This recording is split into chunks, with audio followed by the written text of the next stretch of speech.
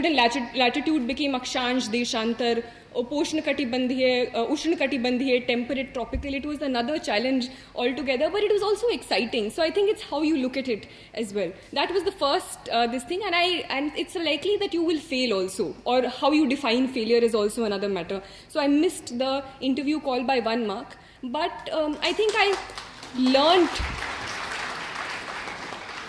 But even that missing, I took it as a challenge because I was positive that if I can do it in Hindi and still miss it by 1 mark, if I do it in English, which I'm much more comfortable with, it's much more likely that I will succeed. So I took it as a motivating factor. So this was the first thing. The second time where I felt was a little downward curve in my preparation was this time's mains, where I was really sick, and I had high fever. There was a lot of fatigue. So there was a point in time, two days before my optional papers, 2 days I couldn't study at all. I couldn't even pick up a book. 2 days before it, I was literally texting my mother on WhatsApp things that I wanted because I didn't have the energy to speak. This is not something that I'm exaggerating, but there was so much fatigue in my body. But at that point, you know that there are 3 days to go. You can either give it your all and not regret it later, or relax at that point and regret ki if I had pushed myself during those 3 days. So that's what I told myself. It's just 3 more days, 2 more days, 1 more day. I literally pushed myself to the hilt till I finally wrote my last word and heaved a sigh of relief on the last day of my optional papers. So I was asked to talk about certain ups and downs in my journey. So this is what I'm going to, 2 things that came to my mind. And the only thing I can say is all of us have our own experiences, all of us make our own mistakes, and I made mistakes. And the only thing is not to repeat those mistakes, to learn from them and go forward. And take anything that life gives you as a challenge. Go with it with a problem-solving approach, a solution-oriented approach as to this is something that is thrown at me. How can I best maneuver it? How can I go about it? And I think that's a positive way to look at life, and it'll keep you more happy, I feel, if nothing else. Coming to my actual preparation. So this is when I turn to how I prepared for this examination. As all of you know, or some of you know who are preparing for this examination, it consists of 3 different stages: the preliminary examination, the mains examination, and the personality test or the interview. So firstly, it's important to understand that it's not a clear-cut division. You can't just prepare for prelims, you can't just prepare for mains, you can't just prepare for interview. It's a holistic preparation, it's an integrated preparation where your foundations need to be very strong. And I made sure that there were 2-3 things that I kept in mind. First was keeping my sources limited. So whatever subjects that I had, I used to rely on 1, maximum 2 books for my very basic preparation. Mostly they were the NCRTs or any other basic books. If you are going for any coaching classes, stick to any one coaching class and just add things that you may find from the newspaper or anything else, right? So sticking to the basic book, sticking to the NCRT, sticking to whatever one book that you've decided for each subject for getting the hang of the subject, right?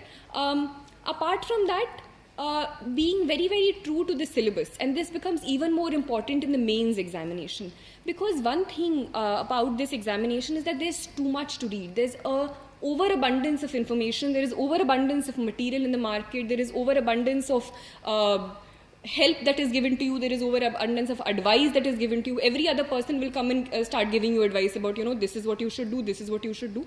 But you should know what you have to do, and your best guide for that, according to me, is the syllabus and previous year question papers. So these 2 personally were guides for me, especially in the mains examination, as to what to read and what not to read. So even when you're going through a book that is being given to you, try to orient it with the syllabus that is provided and see, this is something that can be answered, or looking at previous year question papers, that these are certain questions that are answered, and which will help me. So overall, as an integrated preparation, I'll talk about specific prelims, mains as well, but overall, keeping your source material limited, also for current affairs, also for the basic static material. Secondly, coming back to the syllabus, coming back to previous year question papers. And thirdly, of course, is revision. So whatever you do, it's even if it's the topper, even if it's someone who gets really high marks, The first time you read anything, the next time you come at it, it will be as if you've never read it before in your life. And this is something that all of us, everyone who has started preparing, has gone through. So make sure that you go back to it, keep on going back to it, rather than spreading your preparation wide. Rather than reading 5 books for the same topic, read one book but read it 5 times or read it 3 times until you completely imbibe it. Right? This is overall for integrated preparation. Specifically for the 3 stages, there are certain slight tweaks to this preparation that you start making. So after you're done with your basic books, I'll talk about prelims specifically. So while your basic preparation is the same, for prelims, I personally found it one of the most challenging phases of this examination as compared to the mains and interview. I found the prelims most challenging because I always felt that there was a matter of luck also involved in it. The questions sometimes were very random, but I think I still managed to clear it both times. And the reason, maybe looking back, at that time I was as nervous as any of all of you, but I again tried to stick to the basics. So firstly, the previous 3-4 months before the mains exam, before the prelims examination, I devoted mainly to prelims. At that time, mains preparation went into a backseat around 3 to 4 months. If you have not cracked this examination before, if it's the first time you're appearing, or if it's something that you regularly fail in, if you failed 2 prelims, then you can probably increase that time. You can go from 3 to 4 months, or even some people even take 5 months for complete prelims preparation. But mainly I think basic books are very important. And if you look at the questions in the past 2 years or 3 years, it's not something that you'll get out of a book straight. But if you have an understanding of the concept, and that's where conceptual understanding becomes important. You should not read a book just for completing that book. I've read that book. The reading that book is not important, understanding it is important. So if there are certain concepts in, say, geography about folding and faulting of rocks, or science, some science concepts, or some economic concepts about macroeconomic theory, if you're not understanding it, go look at other sources, go and ask a teacher, go and ask a friend, go and look up something on YouTube, some small video that you find about it. Understand what it means so that you can better apply it in the prelims examination, because a lot of application based questions are being asked. So unless and until you understand the concept, you won't get it. And here I used to focus also a lot on polity and economics, because polity and economics, if you look at analyzed previous year question papers, polity papers are something that you can still prepare for, because you have your basic book, whatever you're relying on, be it Lakshmikant, be it something else, and you basically stick to that book and go through the constitution. So I also went through the Bare Act. And if you have a basic understanding of all the articles, all that, it's likely that you can answer a lot of polity questions. Similarly for economics, current affairs is there, but more than that, understanding of what is monetary policy, what is fiscal policy will be fruitful in sort of answering those questions. So in terms of time and effect, or time and sort of results that come out of it, I felt polity and economy I used to give a lot of importance in, because I could rely on those subjects. Other things I felt were more random. So this was my personal strategy.